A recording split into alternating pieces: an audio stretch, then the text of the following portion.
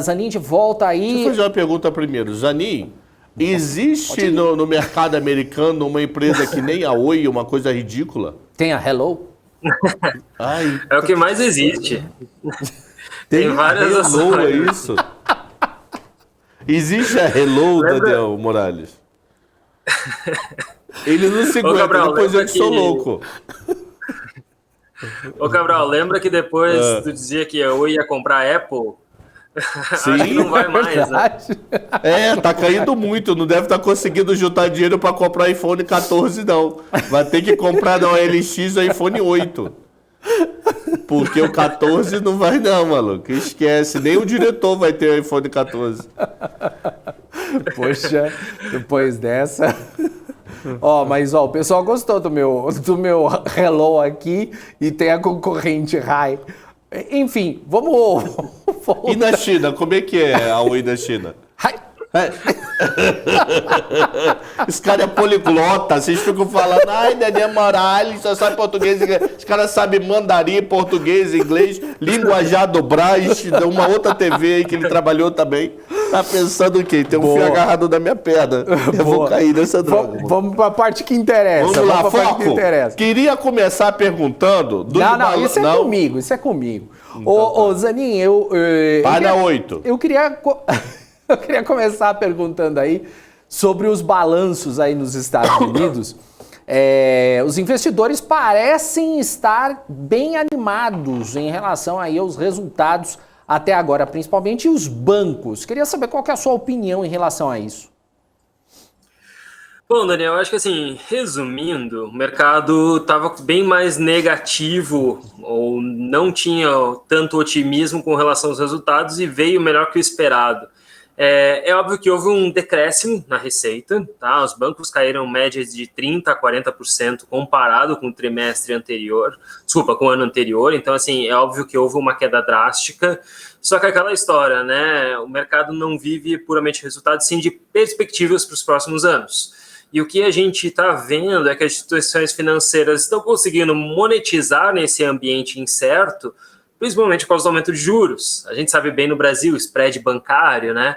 As instituições financeiras que têm maior exposição a empréstimos acabaram tendo os maiores benefícios. Então, Citibank, Wells Fargo apresentaram lucros maiores. Já instituições financeiras que estão mais ligadas ao mercado de capitais, então a gente está falando de Morgan Stanley, Goldman Sachs, nesse sentido, elas acabam sofrendo mais, porque tiveram menos IPOs, menos M&As, menos negociações com o mercado de ações e renda fixa. Renda fixa, na verdade, apesar de ter tido menos emissões de dívida, a gente está com menor quantidade de emissão de debêntures, ou no caso dos Estados Unidos, que são bonds, né?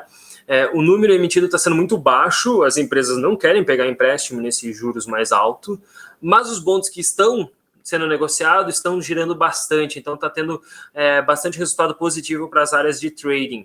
Nesse sentido, a gente vê um resultado melhor que o esperado. Hoje também saiu Johnson & Johnson, Procter & Gamble, e aí a grande expectativa negativa que tinha sobre uns balanços que deveriam decair consideravelmente, na verdade não estão vindo tão ruins assim, o que mostra que a economia americana continua forte, independente do cenário econômico.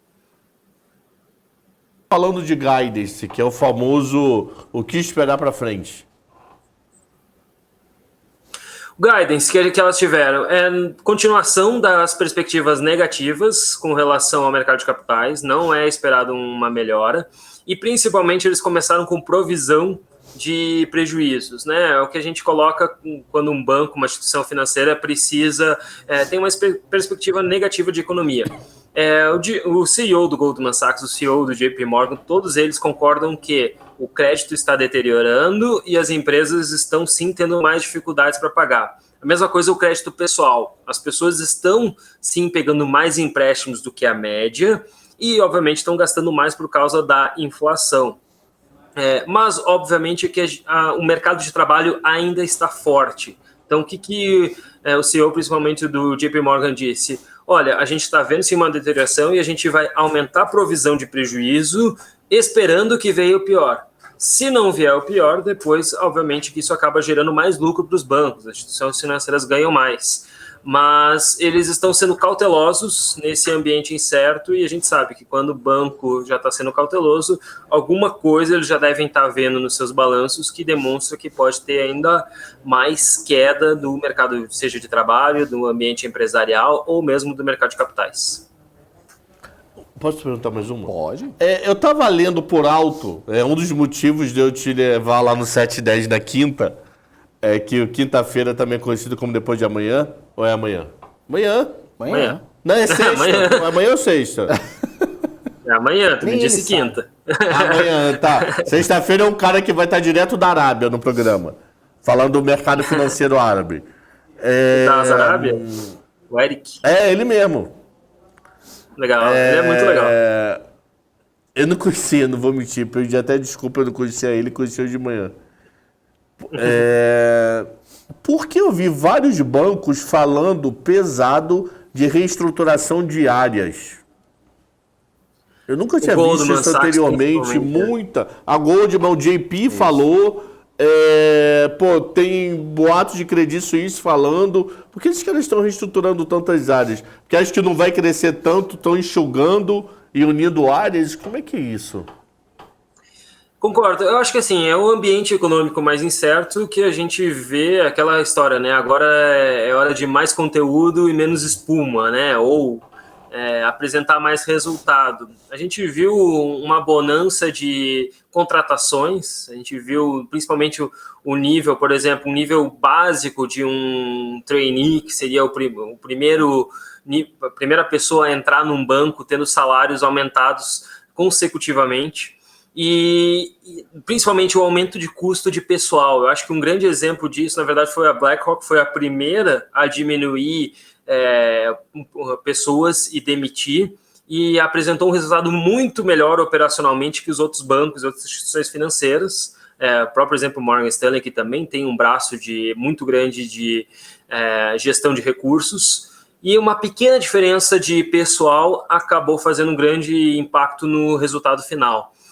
Então eu acho que assim, o Goldman Sachs é um exemplo clássico. Eles têm o aplicativo deles, o Marcos, que seria similar ao que a gente vê no Brasil, o Nubank, uma plataforma que objetiva dar crédito e ser a primeira entrada de mercado de capitais para o público jovem. É uma instituição que tem crescido consideravelmente ao longo dos últimos trimestres, mas ainda assim é deficitária. E aí, nesse sentido, a gente viu essa área de crédito que não é tão forte no Goldman Sachs, o CEO dizer que precisa reestruturar. Tem também uma questão interna no próprio Goldman Sachs, que eles já negociam abaixo de preço livre, né, price book. Diferente, por exemplo, do JP Morgan, do Wells Fargo, de outras instituições financeiras que, teoricamente, seriam até piores em termos de resultado, mas porque o mercado acabou batendo no ativo que gastou demais com pessoas. Então, eu acho que essa reestruturação interna faz sentido, diferente do Credit Suisse, que aí já tem problemas de balanço e lucratividade. E acho que a ordem no momento é todo mundo se tornar mais eficiente, né? Menos busca por crescimento e mais por resultado, balanço, caixa e menos dívida. Boa. O Zanin, o Caio está perguntando sobre Netflix aqui, e até complementando aqui, a gente viu aí no último trimestre Netflix aí simplesmente sendo destruída pelos seus concorrentes aí. A gente viu Disney Plus simplesmente acabando com o Netflix, a HBO também no mesmo caminho. E o mercado esperava realmente um bom resultado de Netflix, mas agora parece que o resultado foi muito melhor até do que se esperava. Como é que você avalia? Eu acho que tem dois fatores aí. Primeira coisa, que a Netflix era até o meio do ano, a gente fez um consolidado de resultados até julho, que era a ação que tinha mais caído no S&P 500. Então, uma grande empresa que tinha apresentado a maior queda de todas. Por quê? O mercado bateu num ativo que era de crescimento, growth, e de repente demonstra que não consegue mais crescer, ou que tem dificuldades para crescer. Nesse sentido, eu acho que a empresa começou a fazer o seu dever de casa. Tem alguns benefícios na Netflix que são bem relevantes, tá? A primeira coisa, quando eles fazem uma série, O que eles fazem? Eles amortizam o custo dessa série ao longo do tempo. Então tem muitas séries no passado que custaram muito para a Netflix fazer e que agora eles estão ganhando royalties e ainda estão conseguindo reproduzir, mas que não tem mais custo no balanço. Então a gente já começa a ver um balanço um pouco mais sólido. Segunda coisa, a empresa diversificando a sua receita, buscando entrar no setor de games.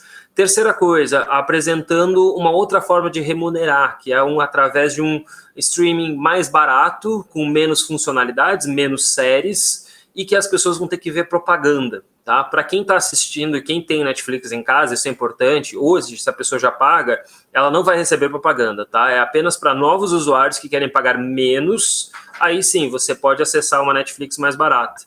Mas ela é mais barata, inclusive, que as concorrentes. A gente fez um gráfico, colocou um post recente nas redes sociais, mostrando que vai ser bem competitivo. Nesse sentido, eu acho que a empresa que tinha sido muito amassada pelo mercado, havia depreciado consideravelmente, de repente a gente já vê como uma mudança abrupta, tanto de desenvolvimento da empresa, como de mentalidade com relação ao balanço e os resultados. Então a gente sai de uma empresa puramente growth, que buscava crescer, de repente entende que o ambiente mais incerto onde ela está inserida e se adapta rapidamente e tem resultados, né? A gente viu um crescimento de número de usuários de 2 milhões quando era, na verdade, para a base decrescer.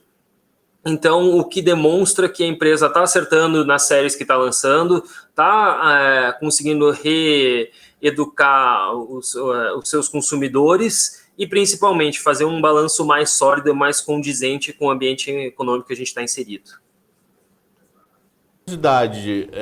Você por acaso viu desses 2 milhões se teve alguma região de destaque, tipo Europa, América do Sul, Latina, Estados Unidos? Quem puxou a fila?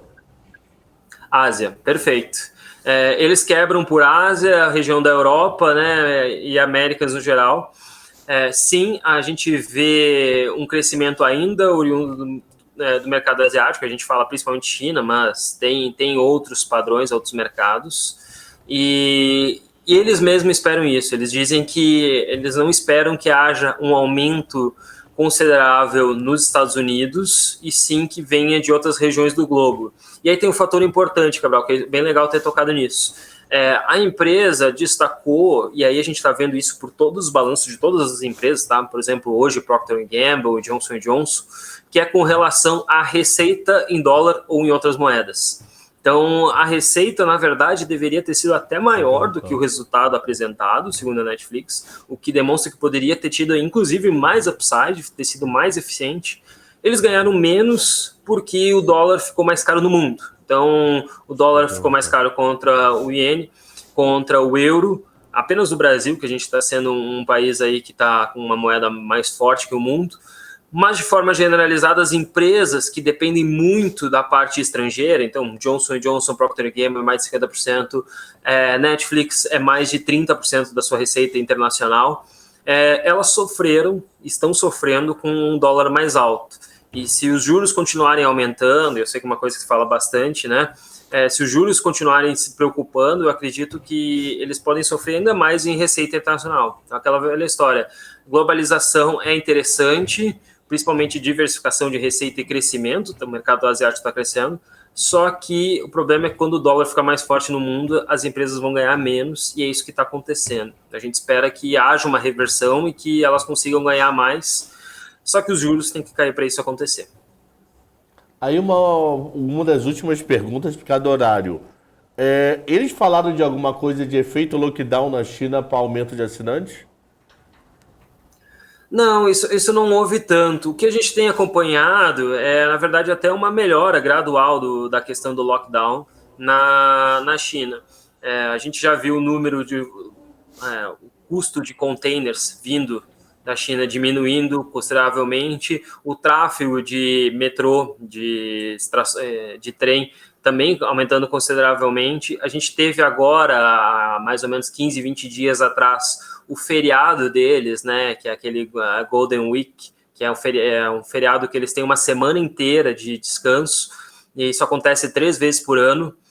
Teve um resultado econômico baixo, mostra uma desaceleração da economia chinesa, mas muito melhor do que no último trimestre. Então, assim, eu acho que o lockdown está sendo uma coisa que está sendo melhorada ao longo do tempo, mas eu não acredito que seja atribuído isso, não. No que eles atribuem, aí, óbvio, a empresa está advogando no nome deles, é com relação às séries que eles lançaram recentemente. Então, a mais recente aquele assassino americano, eles tiveram diversas séries ao longo do trimestre que eles colocam algumas estatísticas para tentar mostrar como eles estão bem. Eu admito que essas estatísticas não são padrão, o que dificulta a comparabilidade, mas mostram números de trends no Twitter ou aumento de pesquisas no Google, muito por causa das séries que eles têm lançado. Me preocupa, eu acho que é um negócio arriscado você depender de bons títulos. A própria HBO está com um título recentemente muito forte, então o que me preocupa é que eles têm uma receita muito dependente de grandes lançamentos, e se vier um trimestre com um lançamento não tão forte, isso pode impactar negativamente.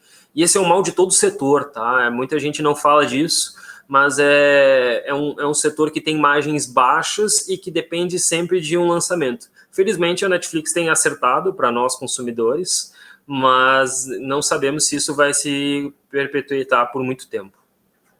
Isso faz muito sentido, até isso que você falou, tendo em vista que, por exemplo, você tem Netflix aí com Stranger Things, que é um dos maiores títulos deles, a HBO Exato. com House of Dragon, e a Disney, que tem toda uma seleção aí da Marvel e de Star Wars aí que acaba passando na frente, mas eles acabam sendo, vamos dizer assim, passando mais na frente até do que na Netflix por ter títulos mais fortes, né?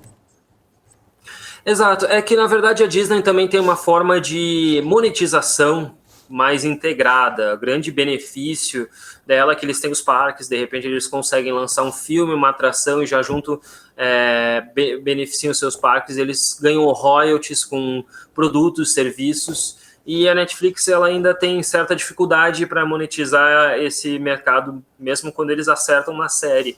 Então tem benefícios, mas não à toa que com esse resultado positivo da Netflix, as ações da Disney também deram um salto considerável. E a gente tem uma expectativa de que se a Netflix conseguiu, que já é um maior player do mercado, crescer 2 milhões de usuários, a gente espera que Disney vá subir ainda mais. Perfeito. Ô Zanin, eu já ia encerrar, mas o Rubão mandou várias vezes a mesma pergunta, então responde para ele aqui. E você tem alguma expectativa para Tesla? Amanhã no 7h10. Amanhã, não, mas primeiro, no 7h10 da manhã, você vai ter pós-resultado da Tesla. Como será o resultado? Agora ele vai dar um gostinho. Ele vai dar o pré. Do que espera. Ele vai dar o Saber pré. o resultado de verdade, 7h10 da manhã, no meu canal, Alexandre Cabral. Mas fala, Rosadinho. Show, verdade. Amanhã a gente comenta, mas assim, em termos de crescimento, é esperado um aumento de mais de 700 mil carros vendidos no ano contra ano, tá? Então, é uma janela, um crescimento de 500 mil para 700 mil, um crescimento significativo. Uma das grandes fábricas deles da China já está operando em capacidade máxima, mas ainda assim eles continuam com o problema de supply chain, eles continuam com o problema de microprocessadores. É esperado que Elon Musk enderece um pouco mais como que ele vai resolver isso. E tem um grande problema que algumas fábricas ainda estão demorando para entrar em operação, né? Eu acho que um exemplo recente, né? Eles fizeram o dia da tecnologia deles, que eles mostraram um robô. Comparado com alguns robôs que a gente já viu no passado, eles ainda estão muito aquém. E o que eu sempre falo, a Tesla, apesar dela ser uma grande produtora de carros, ela virou praticamente a Apple dos carros elétricos, né? Porque todo mundo sabe pelo brand, pela marca. Hoje em dia, o negócio de carros é um negócio até lucrativo, ela tem margens acima de 10%, que é significativa, mas a corrida deles agora é com a tecnologia para carros autônomos. E essa corrida a gente tem junto Apple, tem Nvidia, tem Google, tem players mais consolidados, e me preocupa assim, essa desaceleração, né, da Tesla no sentido de ter dificuldades com problemas de peça de supply chain, junto com uma demora para a produção de novos carros, lançar novos modelos, num ambiente econômico mais incerto e um investidor mais receoso. Então, assim, a empresa apesar do crescimento no número de carros, eu acho que isso aí deve mascarar um pouco o que é as perspectivas para o futuro. E a perspectiva para o futuro não é a venda de carros. Tem outros fatores, outras batalhas que a Tesla tem que bater, principalmente com relação a carros autônomos. E eu acho que o Elon Musk vai precisar desmembrar um pouco mais disso nessa apresentação, senão as ações podem sofrer consideravelmente. Boa! Legal! Zanin, muito obrigado aqui pela sua participação. Excelente entrevista aí, brigadão. Um abraço para você e até amanhã no 7h10. Até amanhã, Rafa, é propaganda, é isso. Então, até amanhã, obrigado, Daniel, 7h10 da manhã, com o resultado da Tesla. Primeira mão. Só tem uma empresa que vai falar antes, que é uma que faz programa às 6 horas da manhã sobre economia. O segundo programa do Brasil para falar sobre o resultado da Tesla, 7h10 da manhã, com o Guilherme Zanin. Valeu. Combinado. Abraço. Prefiro a 7h10 que a 6. Aê, melhor.